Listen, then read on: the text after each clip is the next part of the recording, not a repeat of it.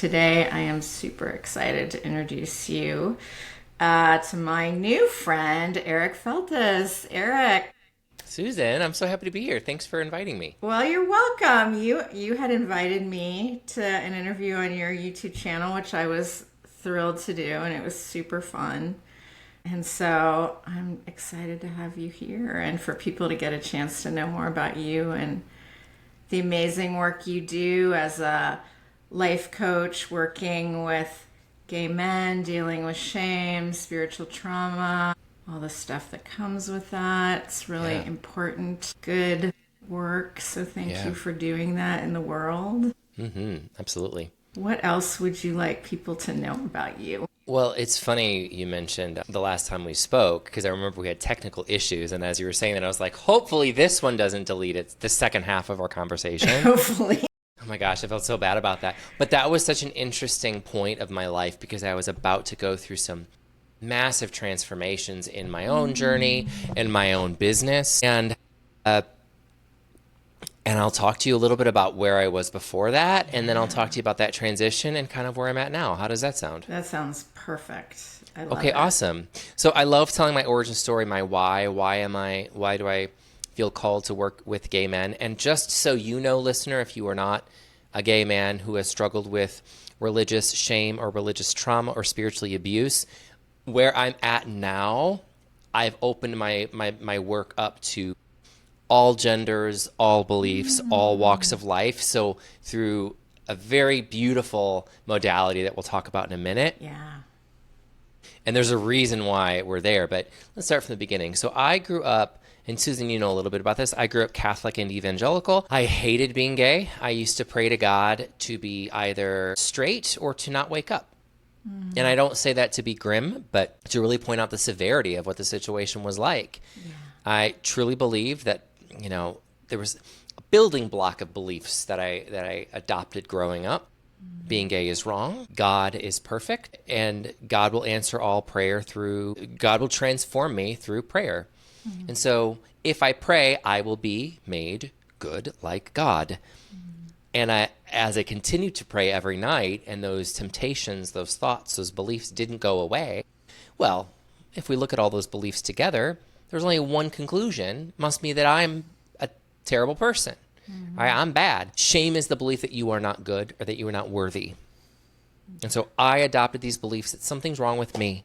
I'm going to continue to pray, continue to do good things in order to be good. I adopted a belief of of conditional love. If this, then that didn't happen. I kept trying to force it, but I really adopted these beliefs, and this is going to come later in life too, but I adopted these beliefs too in perfectionism, in doing. If I just do good things, I'll be good. And in a lot of ways, it really served me, Susan. And with so many gay men that I talk to, they're like, oh, I'm very confident at work. But when I come home from work, I don't know who I am. That's where anxiety, overthinking, overwhelm comes in. When you tell me what to do, I'm going to do it. I will deliver.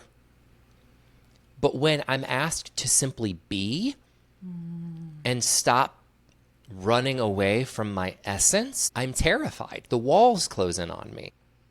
Yeah. I don't think this is just exclusive to gay men. That's what's so beautiful about this work is Yeah. shame will tell us we're alone in this. The reality is that when we speak, we find community, and community is the antidote to shame. So maybe one person's listening and they're like, oh my God, I thought I was the only one. So that's kind of where I was, right? I was engaged to a woman. I really tried 6 months before the wedding. The engagement was sort of like a pressure cooker. I cheated on my fiance 6 months before the wedding when I was 25. Still believe that cheating is wrong. But the bigger picture there is that the cheating was a symptom of the denial of my authenticity. And so I realized I don't know if being gay is okay. But what I do know is that living a double life and hurting people that I love, myself and my fiance and other people in my life, that is not okay. So without fully knowing, I stepped into the unknown. I came out of the closet. Everyone knew, or everyone knew that I knew that I was gay. I think a lot of people knew. And so I stepped into this world of believing that, okay, now I'm gay and my problems are solved, which is laughable because your problems are not solved when you come out. Your problems really just, you're just ready to handle the problems now, right? They're more authentic. So I processed and I worked through a lot of that. I got to a place, and I'm fast forwarding here because we don't have time, but I got to this place of realizing that through a lot of wrestling, through a lot of meditation, through a lot of being with myself, through a lot of listening, I realized that being gay is actually a gift from God to be celebrated. And that for me, the sin was not loving another man, but rather that the sin was denying a gift from God. I am not in the space of my life anymore to argue that. My humanity is not up for debate. And if you are listening to this and you're not fully there, you don't believe me, that is okay. Absolutely, I can have a conversation with you if you just want to get to know me and I want to get to know you. But when it comes to debating or trying to prove you wrong or you prove me wrong, I don't have the energy or the space or the capacity for that anymore. Yeah. There's space for all of us at the table, and you don't have to. If you're listening, you're like, I want to believe what you're saying, but I don't fully believe it. I lived in that space for over 25 years, probably about 30 years, even after I came out. So if you want to have a conversation about like how can we challenge some of these beliefs, we can have that conversation as well. The one thing I'll say on that note, if you are listening to this and you're like, my son is gay and I love him with all my heart, but I can't help but shake this belief that being gay is wrong. Or you're like, I think I'm gay or trans or lesbian or bisexual or non-binary, and I don't want to be, or I want to be okay with it. Yeah. I just want to acknowledge and honor that wherever you're at. The admittance and the acknowledgement of where you are, you're already out of the space of denial. That is a beautiful, uncomfortable place to be. Because faith is not certainty and saying, this is right because it says so in the Bible. Faith is wrestling. Yeah. So if you're not there, if you're not where I'm at, and if you're never there, that's okay. I would invite you to shift away from this question of, is it true or not? Is being gay really okay? I don't know. Yes, maybe no. Shift away from that question. Lean into instead a question of, is it helpful? Is it of love? How do I feel when I believe that my child, because they love another person of the same gender or the same sex, might burn in hell? How does that make me feel? Versus, how does it make me feel to recognize that that they can't change and that this is who they love? And so instead of, is it true, ask, is it coming from a place of love or is it coming from a place of fear? And allow yourself to wrestle and allow yourself to say, I don't know. And find people who will sit with you in your not knowing. Because I'm not an evangelical for either side. I also don't believe it would be okay for me to say, F you for not believing it. You're homophobic. No, you're human and you're honest. So I just thank you for letting me say that. I think it's important that we all feel like we can bring our curiosity and our vulnerability and our honesty to the table, wherever we are, right? Yes, absolutely. So I feel like I'm talking a lot. No, it's That's good. just the origin. It's so good. And I'd love to hear more about, first, I just really resonate with what you said about shame is shame, right? And as a perfectionist pleaser who didn't know how to just be okay with being me, like for very different reasons, right? Yeah. But we're all on this journey of healing, and yet I would say, and you tell me if I'm wrong, it seems like the shame around anything related to our sexuality or even our bodies, how we're together as human beings, the shame that's come from the church and from a certain kind of theology that we're going is kind of unique in the way that it damages us because of the way it presents God to us. Yeah. and what it tells us about who we are. So Yeah. I'd love to hear more about how you found a way to hold your spirituality and your sexuality together, Yeah. because it seems like a lot of times people feel like they have to choose one or the other. Yeah. And I also think, to make it even broader, Susan, I think it's Yeah. not just sexuality versus faith, but I think it's allyship versus faith, right? Like that one mom that's listening to this that can't quite get there with their gay son or trans daughter, what have you. So again, I think it's allowing yourself to feel uncomfortable. It's playing with the edges of your discomfort. So you have your anxieties, excuse me, you have your comfort zone, you have your discomfort zone, and you have your anxiety zone. I'm not if you are not, let's say you're 25 years old, I'm kind of projecting here. This is my story. And you are not out of the closet yet. I'm not saying, "Hey, go to the next pride parade." Like I'm not saying jump into your anxiety zone. But what is one thing you can do to play with your edges of your discomfort? Maybe it's read a book by a queer author. If you are struggling with your sexuality, there's several great books you can read. One is called The Velvet Rage by Alan Downs. I think every queer person, particularly gay man, because it is written from the perspective of a gay man, should read that as one example. You can read Torn by Justin Lee, that wrestles with queer Christianity, God and the Gay Christian. Queer and Christians on My Floor Right Now by Brandon Robertson. Another one, particularly if you're struggling as an ally or wanting to be an ally. Hold on. Walking the Bridgeless Canyon by Kathy Buldock is a fantastic book. Kathy Buldock is also in the documentary 1946. That's where I've heard that name. Genius historian. I don't know if she identifies as a historian. You can see this. I mean, there's so much here. Wow. But she was not an ally at first. And do you know how she became an ally? By walking every day with a lesbian and just getting to know them. That's where it started. It doesn't start in politics. It doesn't start with statistics and data and shouting and yelling. And God, my God, it does not start with social media. It starts in relationship. Yeah. And then you pick up a book and you read more and you just learn. So I think that's where I would start. And then asking yourself, instead of like, is it true or not? How does this feel on the inside? So, and we can actually do this at the end of our call, is we'll just close our eyes and we'll just lean into, what does a yes feel like in our body? And what does a no feel like? Can you listen to that? Ooh, that feels like a yes. Ooh, that feels scary.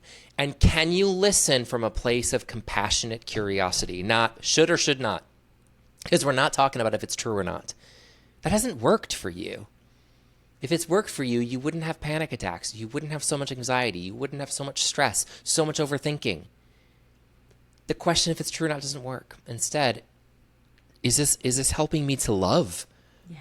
Or is this making me feel like I need to lean into scarcity and fear and not enoughness? Yeah. Does that answer your question? Yeah. No, that's great and really helpful. And I think for me and my journey from sort of welcoming to affirming to celebrating full allyship was very much came down to the question of love. And can I trust myself? Can I trust my body? Can I trust, I would say, God in me to know what love is and what that looks like and feels like? And if love is the point of this whole thing, and I would argue that it is, it takes a lot of the arguments out of the picture, right? Like our certainty about certain things or what we think we know. And it kind of simplifies things in a way. Sitting across from somebody like you, hearing your story, and then choosing love, like that's not hard when we connect with our humanity, right? When we connect with our humanity. And if it feels hard, that's okay too. I think some things that are so simple, we make them hard. Yes. There's suffering in the resistance of how easy it is. Yeah. Because it's so foreign to us. That's so well said. Our bodies don't want healthy. They want normal. So if you're used to suffering, if suffering is normal, if anxiety is normal, if worry is normal, and then immediately, for whatever reason, you're in the absence of worry, anxiety, toughness, you're in the absence of that, that doesn't feel normal because it's not your norm. And your body goes, nope, I'm going to go right back into anxiety. Something must be wrong because that felt good, and that's very scary. Yeah. So it's like, it's both simple and very profound at the same time. Yeah.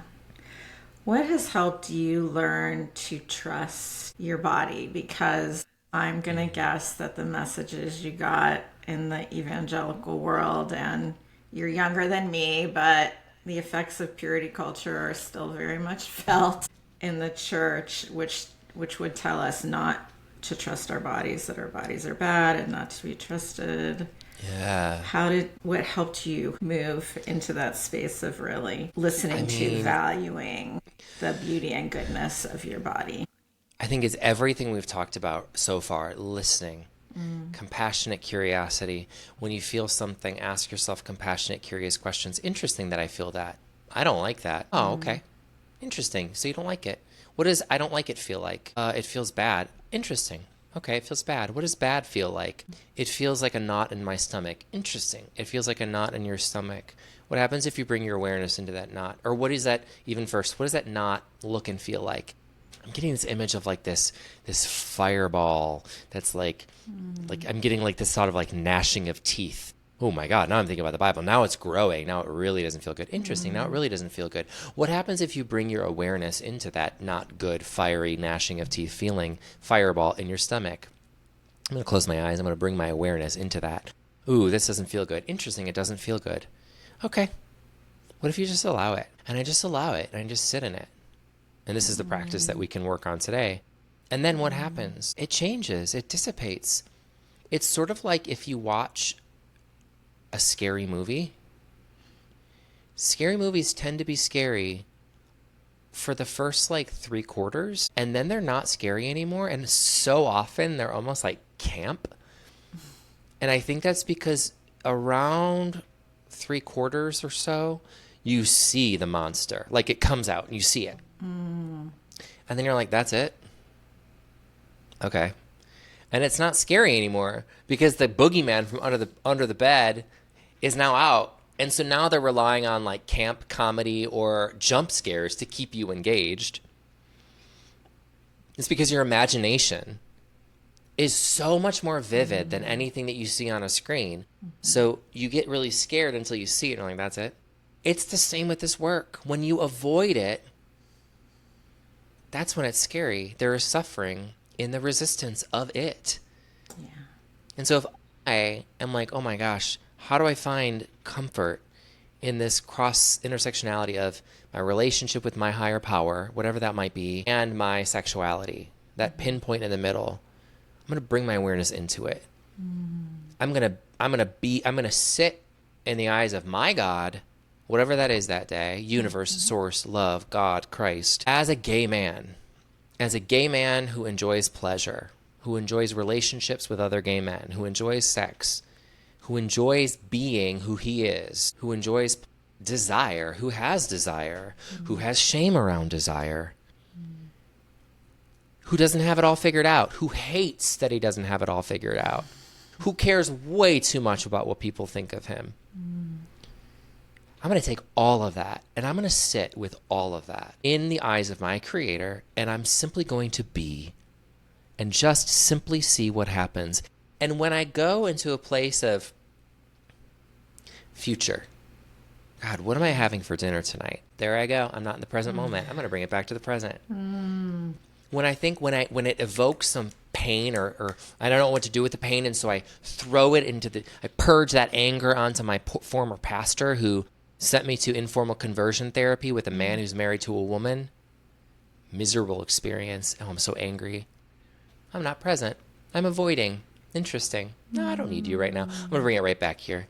When I go to reach for my phone to look at Instagram for a hit of dopamine, there I go again. I'm not present. I'm going to bring it right back here. It's the return. It is simply the returning to the present moment. That is how you do anything. That's how you grow in any situation. Yes. I have been saying almost those exact words a lot lately. It's about the returning to the present moment. That came so funny, Susan. I was working out today, and I wasn't even thinking about our call yet. I just kept coming up with the words "the return." I was like thinking about like what is my second book going to be about? I'm like, maybe my second book will be about the return, returning. It's so weird. It's so weird. It really is. It's so And also, good. let me add to that. Synchronicities are important. Yes. They matter. They do. So when you have a moment like that, share it with that person. There's a reason. I was standing in line today at the post office, and I just picked up my phone, and the time was 1:11. And I was like, I forget, what does 111 mean? And so I Googled it, and it means something about like a fresh new beginning or alignment. I'm like, hell yeah. Beautiful. Yes, I'm all Find this, yes. Yes. Because if it helps you, I don't care if it's true or not. If it's helpful, then it is your truth. Yes. If it brings you into a place of love, keep doing it. Yes. And that listening, you've said that word listening several times. It is the attentiveness, the listening, the attention to the now and valuing it, not writing it off or dismissing it or avoiding it. There's a beautiful quote in one of Barbara Brown Taylor's books where she's talking about what would happen if we looked straight into our fear and just walked right into the middle of it. Like what would happen? And I sort of hear you saying that. Like what would happen if we sat with, if we let ourselves be in the middle of the feeling and feel it? What would we know? What would we learn? How would we be healed in that space? And how would we heal others? Yeah. I know that I'm in that space, depending on how I respond to other people. The other day, someone on a comment on Instagram or something said, I don't know, they called me a name and they like did like the throw up emoji or something. I don't know. And I thought, and then I wrote, and this comes from Alok, who's I don't know exactly what their title is. To me, they're a poet, a beautiful social justice poet. But Alok mentioned this before too. I love you so much more than you could ever hate me. And I just sat in the power of that. And I just allowed it. I allowed them to say it without trying to control it. I love you so much more than you could ever hate me because I love myself so much. And I don't every day. But right now, in this moment, I sure as heck do. Yeah. And that's all I have is this moment. That's all we ever have, really. Exactly. Yeah. Well, I'd love to take this moment for you I'd love to give you this moment to just invite us into that space with you. Yeah. And then we'll let people know sort of more about what you're doing right now and how they can connect with you on that. And that actually, I appreciate you saying that because that brings me into where I'm at today. So I do work with gay men still, but I don't advertise for that work. I just let people come to me. I have a woman who I'm helping build her business. I have several men that I'm working on with sex and intimacy. I have one man that I'm helping come out of the closet. I do one-on-one coaching. Just reach out to me and we'll figure out if my work is right for you and vice versa. But in the recognition that I was not listening, I realized that really striving towards making that my thing wasn't working for me. And that's why I laughed, because that's when you and I met. I was kind of trying to force something that wasn't aligned anymore. I wasn't listening. So I took some time off and I went on a 7-day meditation retreat. I got back into the power of breath work, which is something that I've been doing on and off for about 6 years. But I got certified in breath work. I'm like, if I love it so much, I should learn how to do it. And I was like, no, I can't do breath. I can't make that a thing. And my knowing kept saying, yes, that's what you're called to do. I'm like, no, there's not money in that. There's not a future in that. And I was like, dang it, I have to practice what I preach, which is so annoying. And it's listening. Yeah. And so from there, at first I was going to build out this whole robust thing with high ticket. and commute and all these things. And I was like, no, because then you're still not listening. Start in the here and now. And so I've created what's called the Breath Collective, which is a community online, and it includes breath work, as of now, twice a week, mindset calls once a week. There are 3 pillars of transformation in this work. There's the pillar of the mind. We're talking about mindset, shifting your mindset into a space of confidence and becoming free of that shame. We're talking about the pillar of the body through breath work. It's experiencing more pleasure, more presence, more peace, more listening through the power of breath work. That's the pillar of body. And then the third one is the pillar of connection. It is so, Susan, it is so community based. These people in this program are they're supporting one another. They're getting each other's numbers off the calls. They're meeting for their own meditations. Like, it's all about them. And because I was like, I have to practice what I preach, unfortunately, because it's not easy. I don't tell them what we do. I listen to what they want. So I say that because the first 25 people who join, they are coming in at the founding member price. So it's $49 a month for all of this. But more importantly, I listen. Like, what do you guys want? There's a tab that's pinned. I go, what ideas do you have? What songs do you want in breathwork? What do you want to workshop on? Like, tell me what you want. Because as we continue to grow this, I want it to be about the we, and not the me. So after 25 members, the price goes up. I opened it about 6 days ago as of when we're recording this. Wow. So far, 8 people are already in. So I think it's growing. I think it's because it's about us. It's about the collective and who comes into this space. Yeah. So I'll give you sort of a little taste of this. Awesome. And then can I give one more plug? Is that okay? Yeah, absolutely. I want to just give people permission to be cautious. And if you're like, breathwork, that's so silly, I get it. I'm also offering for $22, anyone that wants to just do a drop-in on a Tuesday night, 6 p.m. Central. These are for newbies, not only, but I spend a lot of time on like how to breathe, what might come up for you, how to prepare. We do the session. Every single time when the session's over, people are like, oh my God, I've never experienced anything like that. After your first drop in, the price does go to $55. But honestly, if you join the Breath Collective, you get so much more for less money. So Susan, we'll talk about how I can get you in if you want.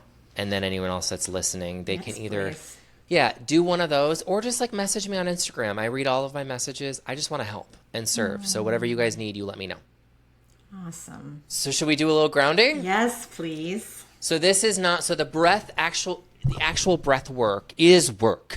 I mean, we over-oxygenate our bodies. We keep so much trauma and shame in our bellies, and we breathe for 30 minutes. It's intense. Underneath that, I mean, people are crying, people are laughing. A lot of stuff is coming out. That is not what we're going to do right now. But let's do something in regards to listening. Yeah. So, and I'll do it with you if you want. I'm just going to close my eyes, and listeners, and if you feel called to do so, close your eyes too. Just to be very clear, the number one rule and agreement in all the work I do is consent. Choosing is always better than doing. So if you're ever asked to do something, you get to choose if it's right for you or not.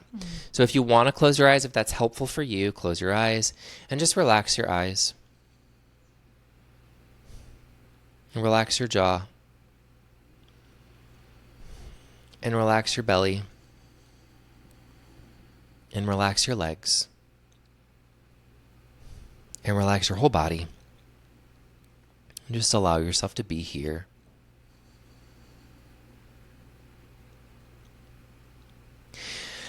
And I want you to scan your body and just notice what you feel in your body. Maybe you feel a knot in your stomach.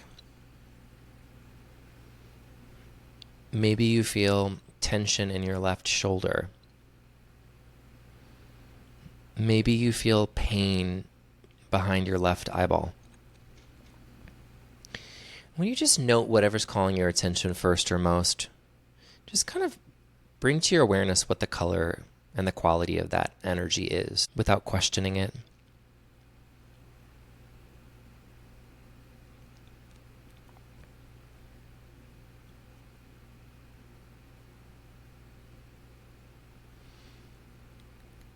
And now that you're there, I would invite you to label it with one feeling word.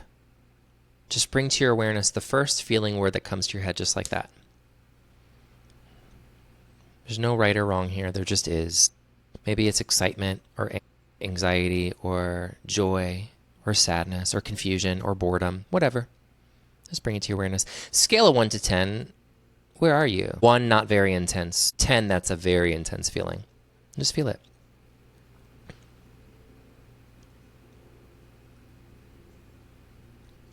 And with your eyes closed, we're going to do what's called a 5-7-8 breath. This is a down-regulating breath exercise where we breathe in through the nose on a count of 5. We hold for 7. We breathe out through the mouth, almost like you're breathing out a straw, on a count of 8. And if you can, still stay in that energy if you're there, or not, and that's okay too. So in through the nose now on a count of 1, 2, 3, 4, 5, and hold it. 6, 5, 4, 3, 2, 1, and out. 2, 3, 4, 5, 6, 7, 8, and in to the nose. 3, 4, 5, and hold it. 6, 5, 4, 3, 2, 1, and out. 2, 3, 4, 5, 6, 7, 8. Let's do one more. In. Hold.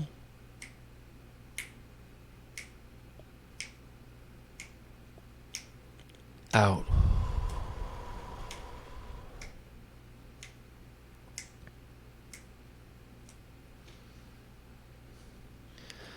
And with compassionate curiosity, just scan your body again. And what's calling your attention first or most now? Is it something else? Is it the same energy? If it's the same energy, well, whatever it is, bring your awareness into it. And if it's the same energy, is it the same number of intensity? Or is it different? Note if it's changed or not. And just allow it to be. And take a deep breath in. Let it out a sigh.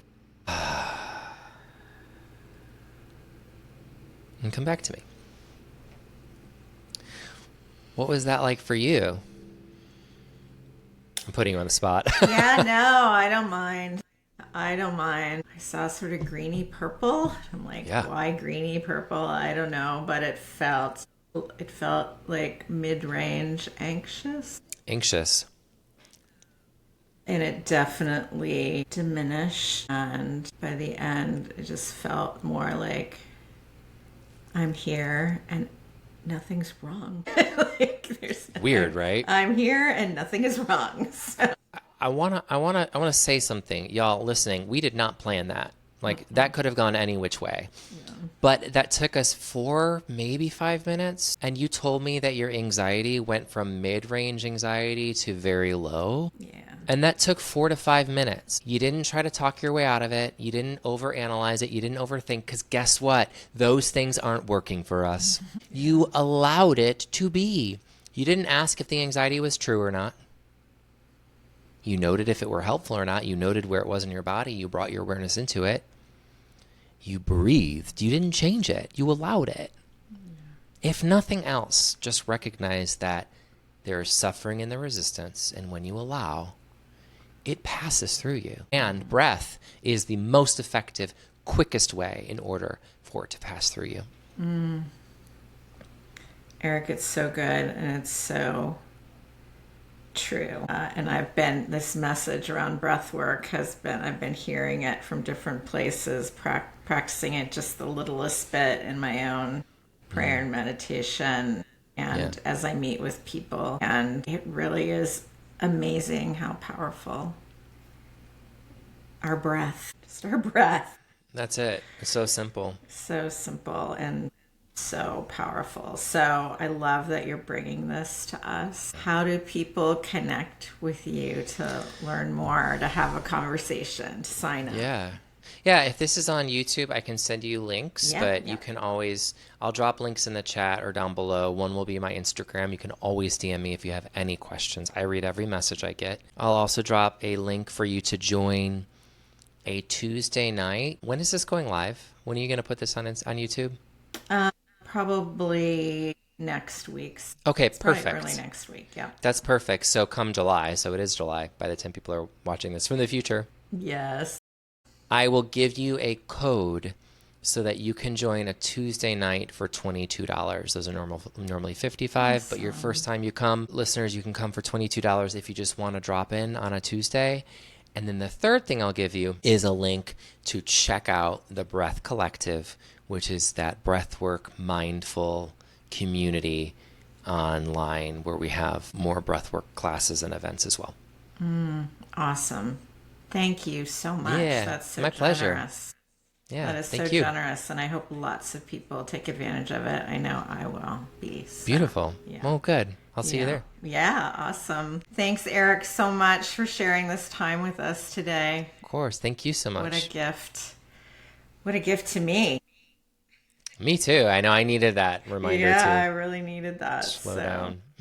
yeah, and thanks to all the viewers today. Thanks for joining us. And together we just bless you to live deeply rooted in love.